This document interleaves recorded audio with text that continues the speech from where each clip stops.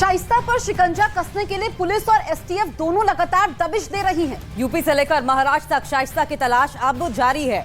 अब पुलिस की नजर अतीक और अशरफ के 40वें की फातिहा पर है। दावा इस बात का भी किया जा रहा है कि शाइस्ता परवीन अतीक अहमद के 40वें की फातिहा में शामिल हो सकती है।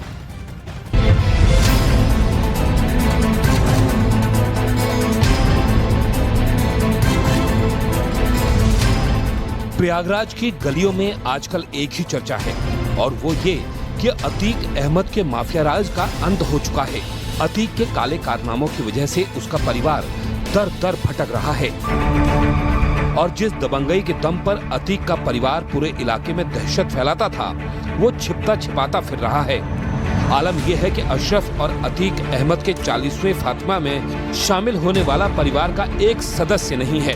जिस माफिया अतीक अहमद का खौफ प्रयागराज और उसके आसपास के जिलों में 44 सालों तक व्याप्त था, उस अतीक अहमद ने कभी यह सोचा भी नहीं था कि उसके मरने के बाद उसके फातिहा में कोई शामिल नहीं होगा। दरअसल आज प्रशासन इस तरीके से अलर्ट है कि अतीक अहमद के जितने भी रिश्तेदार हैं वो डर रहे हैं कि कहीं वो फातिहा में शामिल हुए तो पुलिस उन्हें गिरफ्तार न कर ले।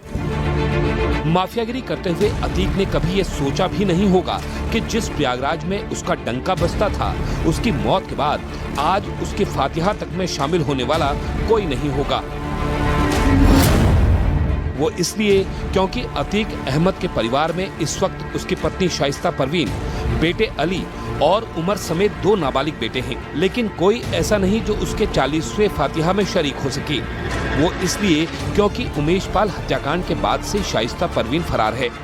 बेटा अली प्रयागराज के नैनी जेल में बंद है, दूसरा बेटा उमर लखनऊ जेल में बंद है, जबकि उसके दोनों नाबालिग बेटे प्रयागराज के ही बाल सुधार गृह में हैं। अब ऐसे में कयास लगाए जा रहे हैं कि अतीक और अशरफ का 40वां फातिहा उसका परिवार जरूर मनाएगा, जिसमें शाइस्ता शामिल हो सकती है।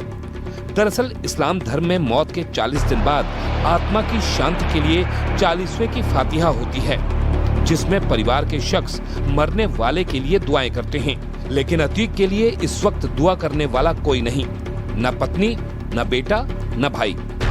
इस्लाम में मान्यता है कि फातिहा देने के बाद मरने वाले की आत्मा को शांति मिलती है, लेकिन आज आलम यह है कि उमेश पाल हत्याकांड के बाद से ही शाइस्ता परवीन फरार चल रही है, तो वहीं अतीक अहमद के 2 बेटे अली और उमर नैनी जेल और लखनऊ जेल में बंद हैं, जबकि अतीक अहमद के 2 नाबालिग बेटे बाल सुधार घर में हैं। तो ऐसे में कौन फातिहा देगा अतीक अहमद को, ये बड़ा सवाल है। ये अतीक के कर्मों का फल ही है कि प्रयागराज में जिस अतीक का इक्का चलता था, आज उसकी फातिहा पढ़ने वाला कोई नहीं बचा। अतीक अहमद और अशरफ अहमद के जनाजे में उसकी बहन के परिवार से लोग शामिल हुए थे और सारी प्रक्रिया पूरी की थी। ऐसे में अब कयास लगाए जा रहे हैं कि 40वें की फातिहा भी अतीक की बहन के परिजन ही कराएंगे। अतीक अहमद का अंत हो चुका है, लेकिन उसके काले कारनामों की कहानियां हर दिन सामने आ रही हैं। अतीक से जुड़े नए नए राज खुल रहे हैं, लेकिन इतने दिन बीत जाने के बावजूद अतीक की पत्नी शाइस्ता का कोई पता नहीं है। उमेश पाल हत्याकांड में फरार चल रही शाइस्ता परवीन की तलाश में यूपी पुलिस और एसटीएफ की छापेमारी जारी है। बेटे असद के एनकाउंटर के बाद कयास लगाए जा रहे थे कि शाइस्ता सरेंडर कर देगी, लेकिन ऐसा नहीं हुआ। बाद में अतीक और अशरफ के मर्डर के बाद भी यही अंदेशा लगाया गया था, पर इस बार भी शाइस्ता सामने नहीं आई और मीडिया के जरिए ही अतीक का जनाजा देखा। अब एक बार फिर ये दावा किया जा रहा है कि शाइस्ता 40वें की फातिहा में सामने आ सकती है।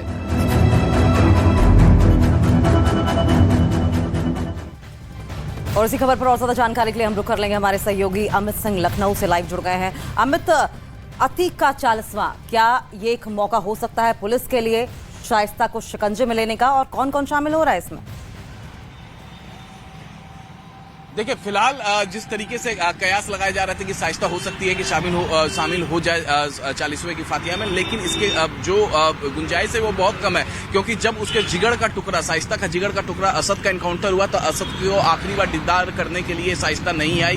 अतीक अहमद की जब हत्या की गई तो अतीक अहमद को आखिरी बार देखने के लिए भी शाइस्ता नहीं पहुंची, जिनके साथ वो सालों बिताई थी। तो ऐसे में कयास लगाए जा रहे हैं कि वो शाइस्ता जो है जेल नहीं बल्कि अपनी आजादी को चुनेगी, और यही वजह है कि अब सवाल ये उठ रहे हैं कि आखिरकार जिस अतीक अहमद का 44 साल तक डंका बजता था प्रयागराज और उसके आसपास के जिलों में, आज उस अतीक अहमद के फातिया में शिरकत करने वाला कोई नहीं बचा है, क्योंकि लगातार यूपी एसटीएफ उन तमाम लोगों को रडार पर लिए हुए है जो शाइस्ता परवीन की मदद कर रहे थे, जो लगातार जो काले साम्राज्य में अतीक अहमद के शामिल थे। ऐसे में जो रिश्तेदार हैं अतीक अहमद के, वो फिलहाल वो भी फरार चल रहे हैं, क्योंकि कई रिश्तेदारों को रडार पर ले रखी है और पुलिस ने और यूपी एसटीएफ ने, और साथ ही साथ जिस तरीके से लगातार दबिश दी जा रही है यूपी एसटीएफ और लोकल पुलिस के द्वारा प्रयागराज उसके आसपास के इलाके और कई राज्यों, बताया ये जा रहा है कि 9 राज्यों के पुलिस के साथ यूपी एसटीएफ और प्रयागराज पुलिस संपर्क में है ताकि शाइस्ता को बिल्कुल अमित, आप बता रहे हैं कि ये संभावना बहुत कम है कि शाइस्ता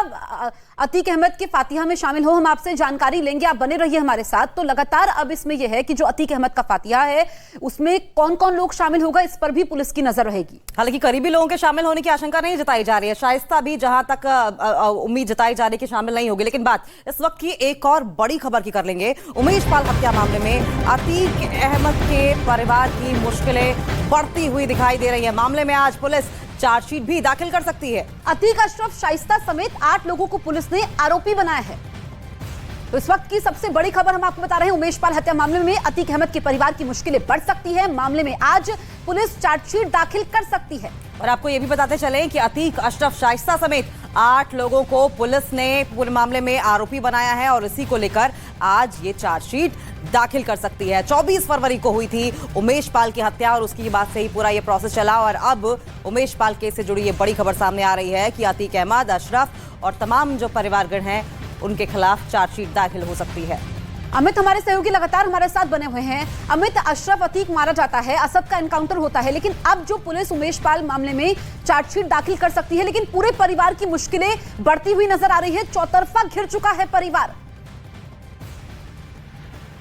जी हाँ, बिल्कुल। अहमद जो माफिया ब्रदर्स हैं, अतीक अहमद और अशरफ अहमद, दोनों की हत्याएं के बाद से जिस तरीके से पुलिस ने नकेल कसी है, और खासतौर से अगर हम बात करें तो उमेश पाल का शूट आउट केस हुआ, उमेश पाल की हत्या हुई, वो भी सरेआम सीसीटीवी विजुअल्स से लगातार सबने, पूरी देश ने उस सीसीटीवी विजुअल्स को देखा। उसके बाद जिस तरीके से योगी आदित्यनाथ ने विधानसभा के पटल पर कहा कि माफियाओं को बख्शा नहीं जाएगा, उन्हें मिट्टी में मिला दिया जाएगा, और उसके बाद इनकाउंटर हमने देखा किस तरीके से असद का इनकाउंटर हुआ, गुलाम का इनकाउंटर हुआ, अरबाज का इनकाउंटर हुआ, उस्मान चौधरी का इनकाउंटर हुआ, और अभी भी शाइस्ता परवीन की तलाश है, गुड्डू मुस्लिम की तलाश है, अरमान की तलाश है। तो इसके अलावा भी अगर जिस तरीके से अवैध संपत्ति इकट्ठा किया था अतीक अहमद और अशरफ अहमद ने, तो उन प्रॉपर्टी को लेकर लगातार जो परिजन थे जिनके नाम पर यह प्रॉपर्टी थी, जो इतने भी रिश्तेदार थे अतीक अहमद और अशरफ अहमद के, वो सभी पुलिस के रडार पे हैं। और इसी वजह से बताया यह जा रहा है कि परिवार की जो मुश्किलें हैं वो लगातार बढ़ रही है। तो दूसरी तरफ एक और बड़ी खबर है कि किस तरीके से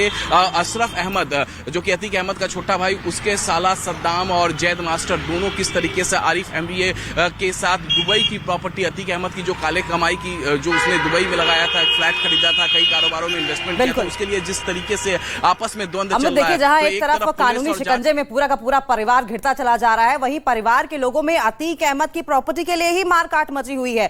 ये डबल समस्या है जिससे कि शाइस्ता परवीन को अब 2-4 होना है। बहुत बहुत शुक्रिया आपका अमित। हम लौटेंगे आपके पास, लेकिन एक बार